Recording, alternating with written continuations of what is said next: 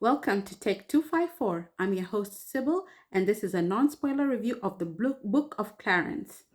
So I'll just do a read through of the IMDb synopsis of the film. A down on his luck man struggles to find a better life for his family while fighting to free himself of debt. Captivated by the power and glory of the rising Messiah, he risks everything to carve his own path to a divine life, ultimately discovering that the redemptive power of belief may be his only way out.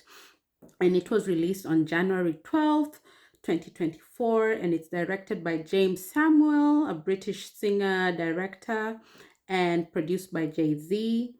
And the production company is Legendary Entertainment and distributed by TriStar Pictures with a budget of 40 million.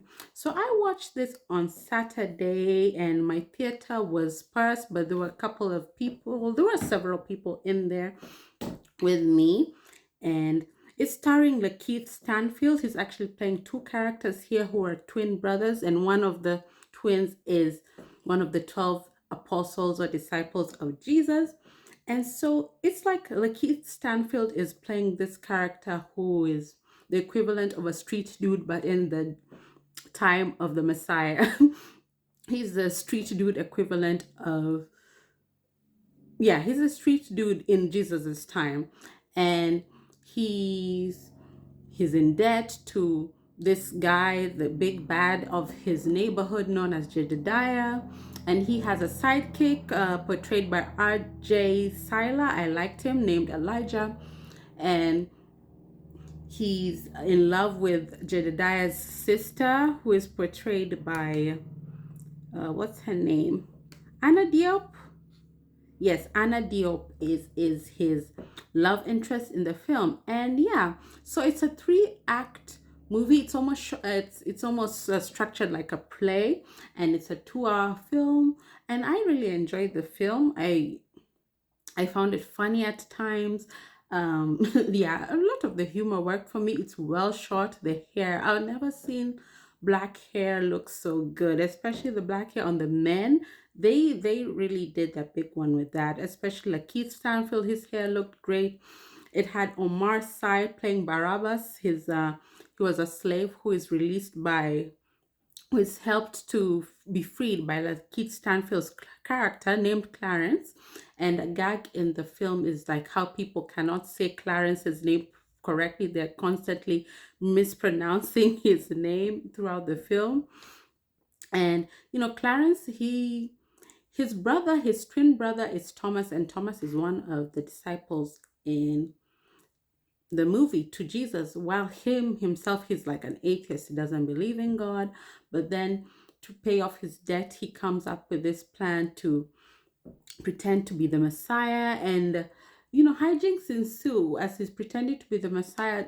Several things happen that change his stance on his belief in God, and it's because he actually saw evidence. So yeah, the movie, it was a bit confusing as to what you, the audience, was supposed to take away from this movie. It had a lot of conflicting messages because it's a movie based on belief, but the main character, like Keith Stanfield, Clarence, is an atheist who doesn't start believing in God until he sees actual evidence, which goes against the whole basis of faith, which is supposed to be blind belief. And we also have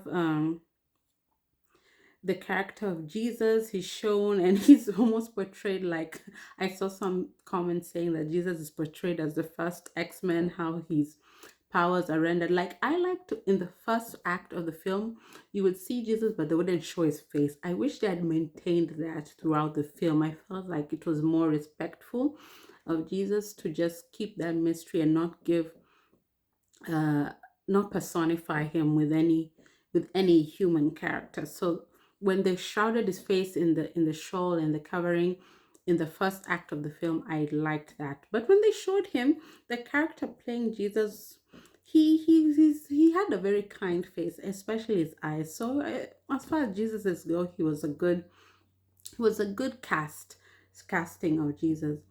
And I liked the love story between Clarence and Anna Diop's Venetia.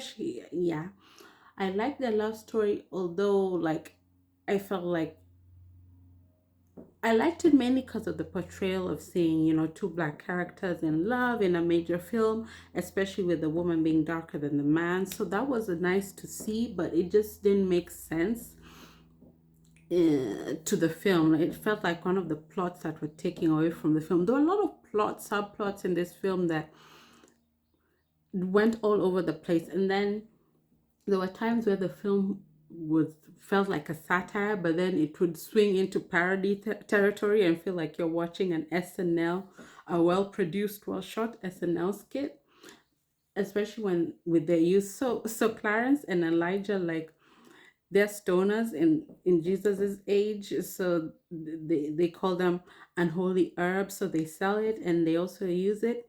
And when they get high, they would do like this surreal, a fantastical portrayal of them floating in the sky. So things like that would take me out of the film. Also, the music, while I liked a lot of it, when there was a point where they were higher, then you would hear Jay-Z rapping and he was talking about champagne, and that really took me out of the film. I'm like, this is a movie based on 2000 years ago when Jesus was supposedly walking on the earth, and then you have Jay-Z rapping about champagne. It was just so random, and people getting high and floating in the sky, and a light bulb would appear above Clarence's head whenever he had an idea. So there were a lot of things that fantastical surrealist elements in this film that made it that I feel kind of watered down the film a bit and turned it from a satire to a parody at times. But I really liked James McAvoy's performance as Pilot, yeah. Was he Pilot? Yeah. I liked his as Pontius Pilate. He was a very charismatic and effective in that role.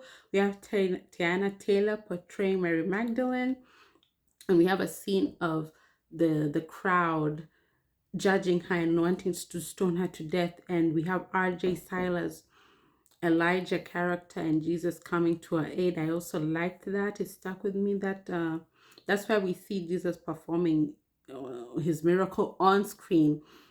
So that was fun to watch.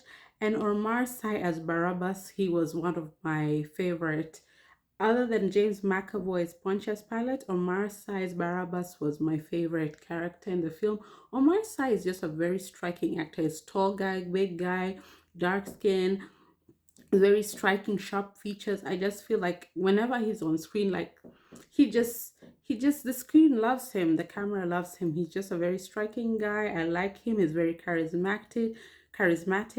He stars in Lupin on Netflix, and also was a star in a movie, a famous French film that became a big hit, where he was portraying a guy taking care of a disabled guy.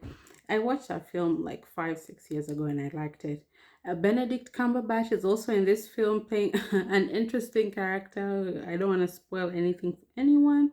Nicholas Pinnock is portraying Jesus, and we have Michael Ward portraying Judas. So he also has a lot of screen time of the apostles, and he of all the apostles, him and Thomas, Judas and Thomas interact the most with Lakeith Stanfield's Clarence character. Yeah, so overall I would say that I enjoyed the film. I feel like it was funny at times. I liked how it looked, the way it shot. It was well shot, well directed. The three act structure was also interesting to me, but the third act all of a sudden just changed the tone of the film. It just went into full on, full faith-based territory where they were recreating the passion of the Christ and the crucifixion, but giving all that to Clarence's character, to Lakeith Stanfield's character as Clarence. And that just confused me a little bit as to what they were trying to go for there. And it also ended really abruptly too. So overall, I would say that the Book of Clarence is a fun movie to watch. It's funny, it's long, and you should go and watch it. Have you watched it? Are you planning to? If you have, let me know in the comments down below what you thought of it.